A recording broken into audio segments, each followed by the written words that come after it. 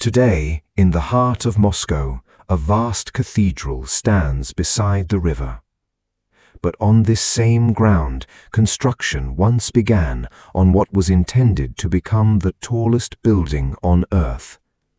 The Palace of the Soviets would rise 415 meters, crowned by a statue of Lenin that alone would stand 100 meters tall.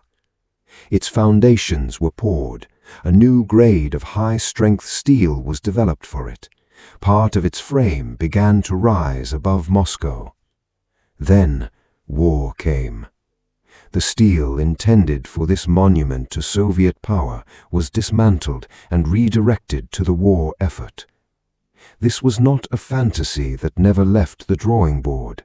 It was a real construction project, one that had already consumed years of engineering, labor, and political ambition. Its name was the Palace of the Soviets, and its unfinished story begins with another monument that once occupied the same ground. The first monument here was the Cathedral of Christ the Saviour, consecrated in 1883 as a memorial to Russia's victory over Napoleon. Less than 50 years later, the Soviet state chose its site for a different symbol. The idea of a palace for workers and peasants had appeared as early as 1922. By 1931, it had become a plan for the country's supreme political and ceremonial center. On December 5, 1931, the cathedral was destroyed after repeated explosions. Clearing the ruins took over a year. This was not simply a construction decision. The new state was removing one vision of history to install another in the same place. Even before the debris was gone, an international architectural competition was already underway. What began as a search for a vast meeting complex would gradually become something much larger, a contest over the physical image of Soviet power. The competition did not produce a single instant winner. Between 1931 and 1933, it unfolded through 4 stages, moving from preliminary studies to an open international contest and then to 2 closed rounds. Architects from Europe, the United States, and the Soviet Union proposed radically different futures. Le Corbusier designed a modern, highly functional complex around enormous halls, circulation routes, and sweeping structural forms. But the brief was changing while the architects worked. The question was no longer only how to house congresses and public ceremonies. It was how the Soviet state should appear to the world. In May 1933, Boris Ioffan's proposal was selected as the basis for further development. Vladimir Shuko and Vladimir Gelfrake then joined the design team. The final silhouette did not arrive all at once. Across years of revisions, the project rose, narrowed, and became more monumental, until the building itself seemed to turn into the pedestal for a single, colossal figure. By 1939, the technical project described a structure 415 meters high, including a 100-meter statue of Lenin. The building would be formed from 4 great stepped cylindrical masses. Its main entrance faced the Kremlin.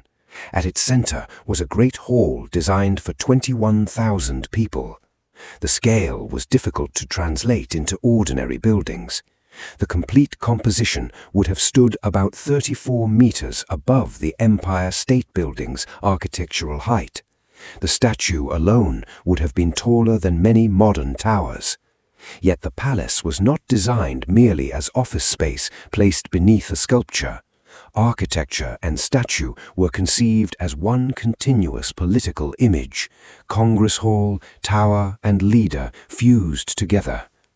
Before its steel frame appeared, the palace was already circulating across the Soviet Union. It appeared on stamps, postcards, films, and official illustrations, inserted into Moscow's future skyline as though it already existed. The site, however, presented problems that propaganda could not solve. The main foundation had to reach a second layer of limestone roughly 20 meters below the level of the Moskva River. To hold back groundwater, engineers injected hot bitumen into the surrounding soil, creating a waterproof curtain around the excavation. Above it, a vast column-free auditorium sat directly beneath the tower, blocking ordinary vertical supports. The proposed solution was a system of load-bearing columns rising around the hall, then leaning inward like the frame of a giant tent. Above that transfer structure, the central tower could continue vertically. Engineers also developed a copper and chromium alloy known as DS steel. Contemporary reports described it as 30 to 40% stronger than ordinary structural steel. These plans did not prove that the schedule or budget was realistic, but they show serious engineers solving specific problems. Never built can make the project sound as if it remained a drawing. It did not. Project management and site preparation were already underway in 1933. Deep excavation followed around 1935. Geological work, waterproofing, and foundation construction continued through the decade. At the Academy of Architecture's 1939 plenum, Johann reported that the main foundation work was approaching its final stage and preparations for steel assembly were advancing. By the end of 1939, the deep foundation system was essentially in place. Photographs from 1940 show sections of the lower steel frame standing above it. This was nowhere close to a completed skyscraper. What existed was the difficult base on which the tower depended, together with part of its lower structural frame. The project had crossed the line between image and object. Then, in June 1941, history crossed the site from the opposite direction.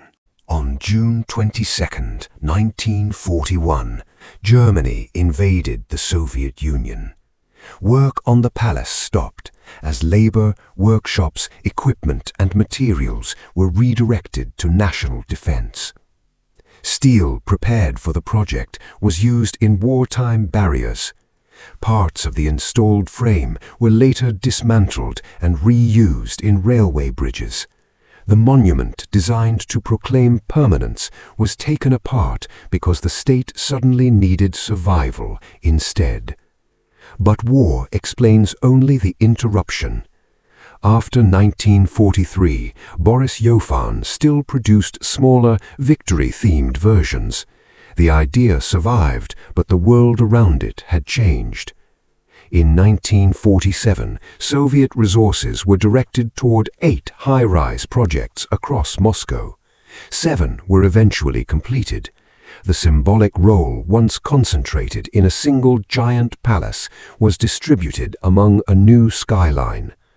Returning meant replacing dismantled steel and restoring a political priority that no longer held the same position. War stopped the construction. Post-war power made its return unnecessary. The abandoned foundation remained beside the river, an enormous circular absence that filled with water. In 1958, work began to transform the site into the Moskva Pool. The heated, open-air complex, nearly 130 meters across, officially opened on July 16, 1960.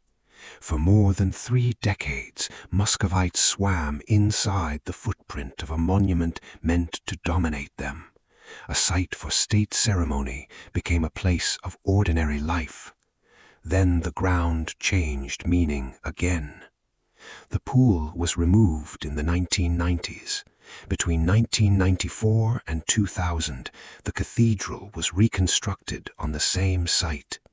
The same coordinates had now carried 4 different futures: an imperial cathedral, a Soviet palace, a public swimming pool, and a reconstructed cathedral. The palace of the Soviets never entered Moscow's skyline, but it erased one monument, mobilized an engineering industry, influenced the towers that followed, and reshaped the site for generations. It was designed to make power look permanent. The ground beneath it proved otherwise.